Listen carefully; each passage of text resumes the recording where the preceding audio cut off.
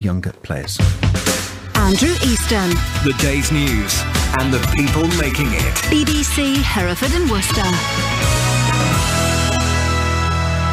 24 minutes to 6. Good evening. Hope you're well tonight. And, well, moving on to our next item, something we've referred to a couple of times. Women will effectively work for free until the new year because of an increase in the gender pay gap. The difference between how much men and women are paid means that from today, which is known as Equal Pay Day, only men will be paid for their work in the next 57 days. New analysis of official figures by Labour shows women in the West Midlands are being paid £9.67 compared to the £12 men get. I assume that is per hour. Scarlet Harris is an equalities officer on women's issues for the TUC. I asked her how this can be happening. That's a good question. It's 40 years since the Equal Pay Act was passed. And as you say, today's the day, effectively, that women stop being paid because there's a 15% gender pay gap, which has grown in the last year. So that's the first time it grew in 10 years, and we've seen it increasing. It's an odd thing to be talking about, really, in 2014. And put the gender side of things aside. I know it's the heart of the story. But you assume that a job gets advertised and whoever does the job gets paid a wage, regardless of who you are.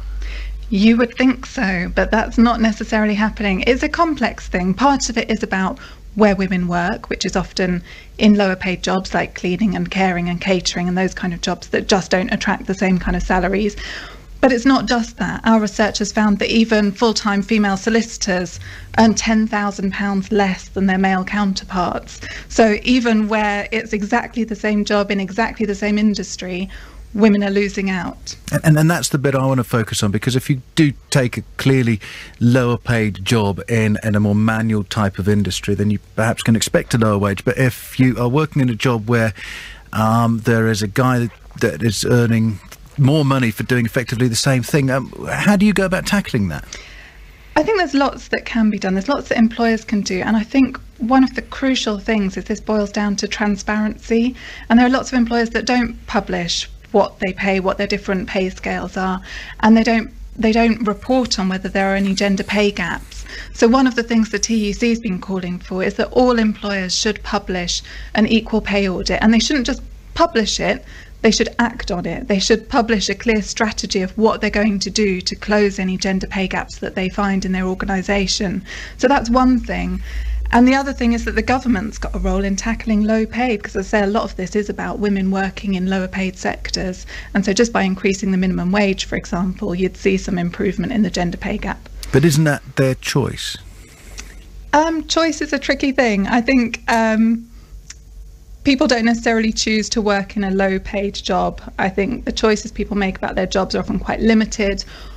Often women are very qualified and have skills and start off in quite a good job, but after having children, find that the only jobs that they can find which fit in with looking after children and that they can do on a part-time basis are much lower paid and are quite beneath their skills level. So you do often find women who actually could be doing much more challenging, higher skilled, higher paid jobs, but just can't because there aren't the high quality part-time jobs out there. Would it be a Neanderthal attitude of mine to say maybe you choose between being a family person or a career person? You can't have both. Well, if that's true, then that's true for men too. And it seems that it's women who are taking this hit on their pay rather than men. And it would be great to see more men making that choice as well, so it's not women sacrificing their careers. What do you think of this? That's Scarlet Harris, an equalities officer on women's issues for the TUC. Mike Buchanan's here now. He is the leader of the political party Justice for Men and Boys. Hi, Mike. Yes, hello, Andrew. You've just listened to what Scarlet Harris told me just before we came on here. What do you think of what she says? Oh, goodness. I wish we had an hour for this, Andrew. We don't compact it. It is, I mean, there is a gender pay gap, but it has absolutely nothing to do with employers paying women less than men, which is the feminist narrative. It's the narrative of the TUC, or part of it anyway, and the Forces Society, who co-published this report. It's got everything to do with the consequences of choices, Andrew.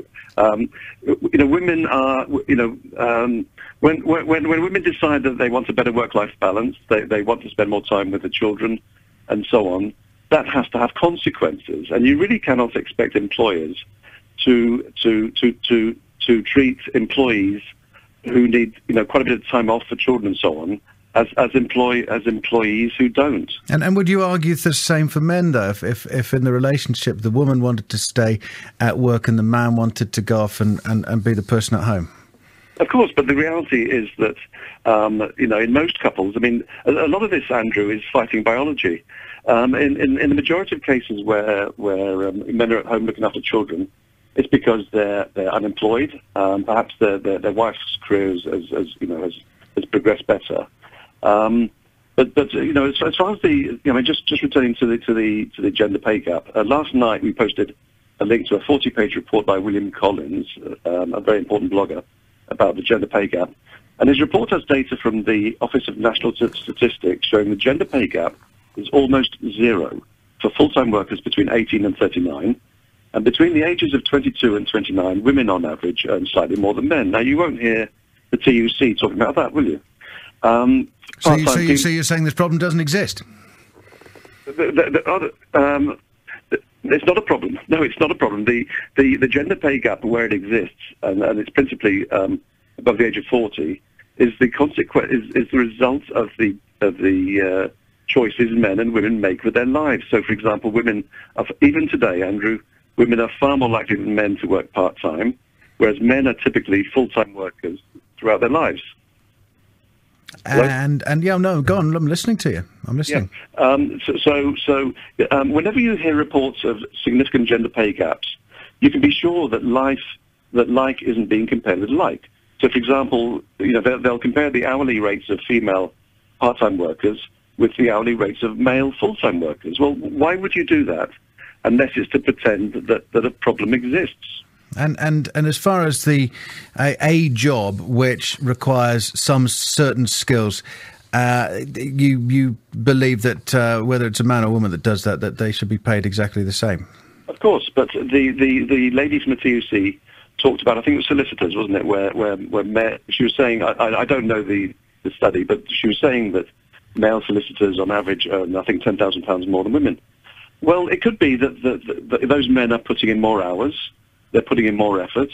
It's been 14 years since Catherine Hacking, a world-renowned sociologist, published a paper on preference theory, and she showed, or her research showed, that while 4 in 7 British men are work-centred, only 1 in 7 British women is work-centred.